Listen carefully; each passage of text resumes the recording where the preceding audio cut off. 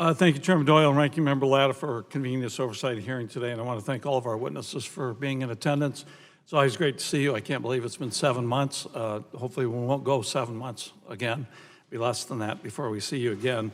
And I do have a lot of material I want to try to get to today, so I'm going to jump immediately to questions. First, for you, Commissioner Rosenworcel, I'm sure you're aware of the work that this committee has been doing on broadband mapping, and I'm proud that we recently passed the Broadband DATA Act through this committee unanimously on voice, and that'll soon head to the House floor, hopefully, where I believe it will receive strong bipartisan support again. And I know you've long been a proponent of using crowdsourcing, for example, to get better maps. I agree it is important to have multiple points of reference, multiple points of data too, and I'm proud that we have a robust challenge process also to ensure, in this bill, to ensure that everyday consumers and state and local and tribal governments are able to challenge a map that says they have service when they don't. I like it when you say it's common sense. Additionally, I'm glad that this bill includes quality of service metrics, the bill that Mr. Latta and I put forth, because it's important to know what sort of internet service is available, not just whether it is available, but what kind of service as well.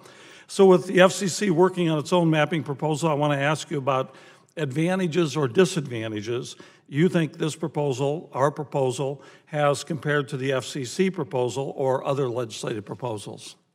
Thank you for the question, and thank you to this committee for its bipartisan work on maps. It's really important. We have got to fix the situation we have where our data is so inaccurate, we don't know if we're sending funds to the right place or not. I think the best part of the legislation that this committee produced is it's all about public participation.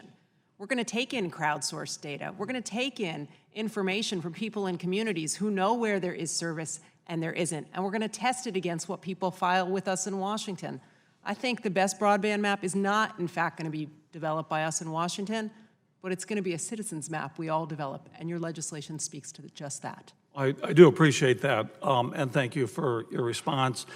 This committee, as you know, has focused a lot of time on making sure that we get the accurate maps and that they're granular, and I just want to follow up, I guess, on what Ranking Member Walden asked about as well, give you a chance to respond.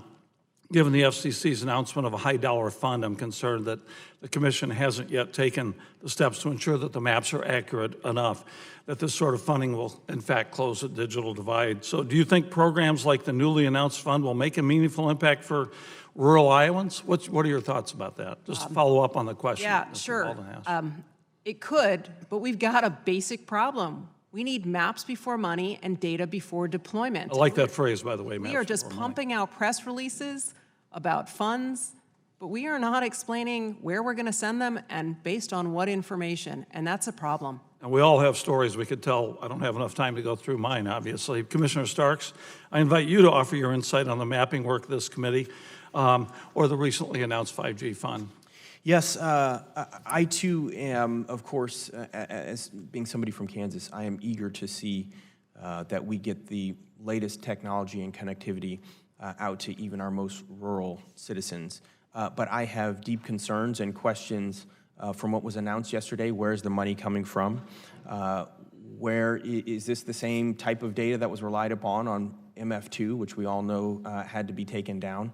And very much related to the announcement from yesterday is a real issue of holding folks accountable where they have data that's incorrect. One additional thing that I wanted to highlight is there was information yesterday that was redacted from the report that was issued by the chairman. I'm working with the chairman and with the staff because I think there's critical consumer protection information in there that is not confidential, and so I'm extremely hopeful that information will be lifted soon so that the American public can know what's going on. I think we need to focus on the fact that we don't want to waste taxpayer dollars as well. We've got to have good data. Otherwise, this could be a waste of taxpayer dollars, the money that we do send out. One last question, if I may, Commissioner Rosenworcel, you know about our precision ag bill that Mr. Ladd and I worked together on, and the commission was set up. What do you think needs to be the first focus of the task force, I should say, to ensure that we're tackling this problem in the right way? Terrific. I think the chairman has set it up so the task force has its first meeting next week, which is exciting.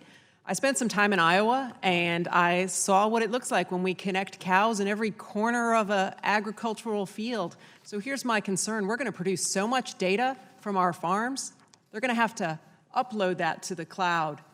Traditionally, our broadband standards have been asymmetrical, and that there are much higher speeds that come down and much lower speeds sending it back up. I mean, that's based on the idea we watch video and we just use broadband for consumption activity.